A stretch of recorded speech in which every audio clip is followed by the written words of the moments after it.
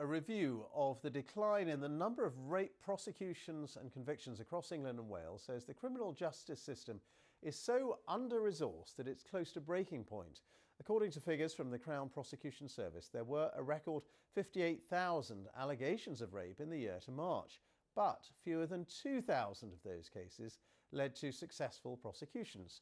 Well, the Crown Prosecution Service Inspectorate says a damning number of cases are lost during under-resourced police investigations, but it's rejected claims that prosecutors are unfairly selective about the cases that they bring charges in.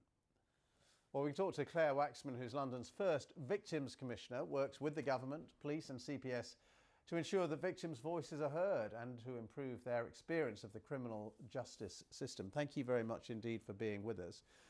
So what do you make of this report? Is it a question of resources? Is that the key problem here? I mean, yes, one issue is around resources. We know that the criminal justice system is very much at breaking point. So what the report has said today, we're all in agreement with that. It needs sustainable investment and funding with the policing and CPS and all the way through as well. So that is a critical issue that does need addressing. But the report very much focused on the police response and not sending through enough cases for charging decisions, but actually the CPS do play a role in that as well. And so I think it's really important what the report has asked for today, something I've been calling on.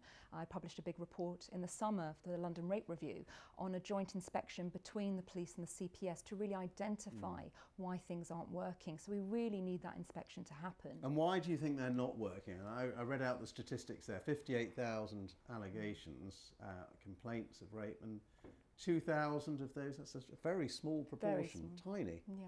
I mean, there's a number of interrelating factors that are driving this. Obviously, resources is an issue and around funding, but also about the lack of joint up working between the police and CPS. They really should be doing early investigative advice on these cases far more quicker, something that they need to adopt and work together in partnership. What we see happening is cases coming into the police and sort of sitting there. The report calls these administratively finalised cases, but they're stuck cases, they're not going anywhere. And really the CPS need to be working with police on that. The police will say they get early action plans from the CPS, they're often too hard to achieve, that's why the cases are sitting there.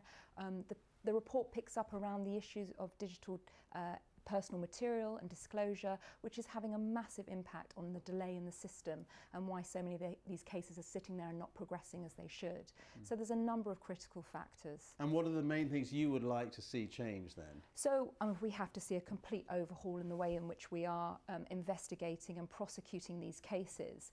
A joint inspection, absolutely, we need to see investment into the system, but also to really push the police and the CPS to understand the impact of trauma. What comes out in this report is things that affect the charging decision is often victims' inconsistent accounts, and that is often the impact of trauma on memory and why things don't come across consistently. And so that really needs to be tackled. I'm pleased that the CPS have adopted that recommendation. We need to see victims and survivors of rape actually getting access to legal independent advice and support as well. The process is very difficult to navigate, especially if they've got to disclose so much personal material and whether their rights to privacy are being upheld during the process. So there's a number of critical recommendations that I made in my London Rape Review that we just need to move on and we need to see some action. And is it still then a case of attitude and understanding from the police and the prosecutors that is part of the problem, as well as resources and bureaucracy and so on, things you've already talked about? Yeah, absolutely. And there is this culture as well that we really do need to tackle with the police and the CPS.